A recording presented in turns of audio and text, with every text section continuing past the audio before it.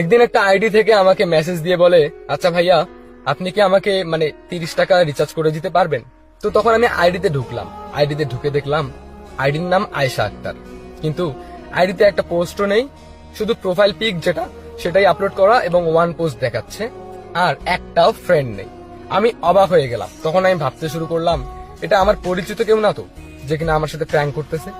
তো তারপরে আমি একটু মানে বিষয়টা জানার জন্য বললাম, কেন আপনাকে আপনাকে আপনাকে রিচার্জ করে দিব কেন? আপনার ওদিকে কি দোকান নেই? আপনার কাছে কি টাকা নেই? আপনি নিজেই রিচার্জ করে নেন।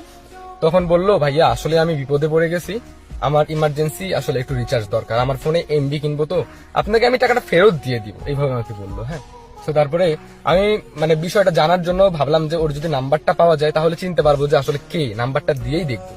তো তখন বললাম, আচ্ছা ঠিক আছে আপনার নাম্বারটা দেন, আমি রিচার্জ করে দিচ্ছি। তারপরে সে নাম্বারটা দিল। এরপর আমি রিচার্জ করার আগে নাম্বারটা দিয়ে ফেসবুকে সার্চ করলাম, সার্চ করে দেখলাম যে আয়েশা আক্তার নামে একটাই আইডি, আর কোনো অ্যাকাউন্ট নেই।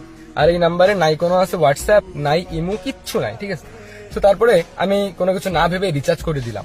50 টাকা ছিল, 50 টাকাই দিলাম বিকাশ থেকে রিচার্জ করে। তারপরে বললাম, পেয়েছেন? এরপরে সে বললো, হ্যাঁ ভাইয়া থ্যাংক ইউ সো মাচ, তবে আপনি 50 টাকা কেন দিয়েছেন? আমি বললাম 30 টাকা দিতে, আপনি কেন 50 টাকা দিবেন? তো তারপর আমি বললাম, আচ্ছা ওটা বিষয় না, আপনাকে টাকাটা দিতেও হবে না, আমি জাস্ট আপনাকে একটা প্রশ্ন করতে চাই, আপনার আইডিতে কোনো ফ্রেন্ড নাই কেন? মানে জিরো ফ্রেন্ড, এটা আমি জীবনে প্রথম দেখলাম। তখন সে বলল, আসলে অনেক কষ্ট করে বাবা মার থেকে ফোনটা কিনে নিয়েছি, আমার তেমন কোনো বন্ধু নেই, তাই ফেসবুক আইডিতে কারোর সাথে ফ্রেন্ডশিপও নেই, যে দুইটা বান্ধবী আছে সেই দুইজন তো ফোনই ইউজ করে না। তারপর আমি বললাম, ও আচ্ছা আচ্ছা, আপনাকে একটা কথা বলি, মানে আপনার প্রোফাইল পিকচারে শুধু একটা কার্টুনের পিক দেওয়া, আপনি কি আসলেই মেয়ে?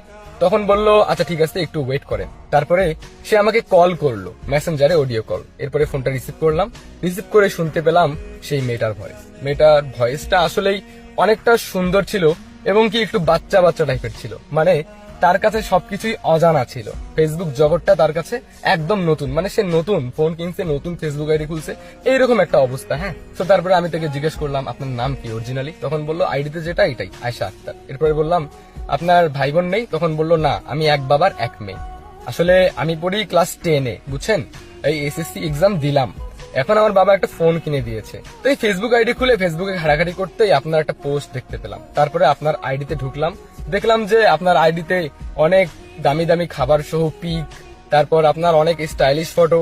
তো ভাবলাম যে আপনার থেকে যদি হেল্পটা পাওয়া যায়, আপনাকে দেখে মনে হলো আপনি বড় লোক। তারপরে আপনাকে নক দিয়ে টাকাটা চাইলাম, মানে রিচার্জ চাইলাম। এরপর আমি বললাম, ও আচ্ছা তাহলে এই জন্যই নক দিয়েছেন? তখন বললো, হ্যাঁ এই জন্যই। আসলে আমি বললাম যে আচ্ছা তাহলে একটা কাজ করেন না, আপনি তো এমবি কিনছেন, আপনি একটা ফটো তুলে দিতে পারবেন আপনার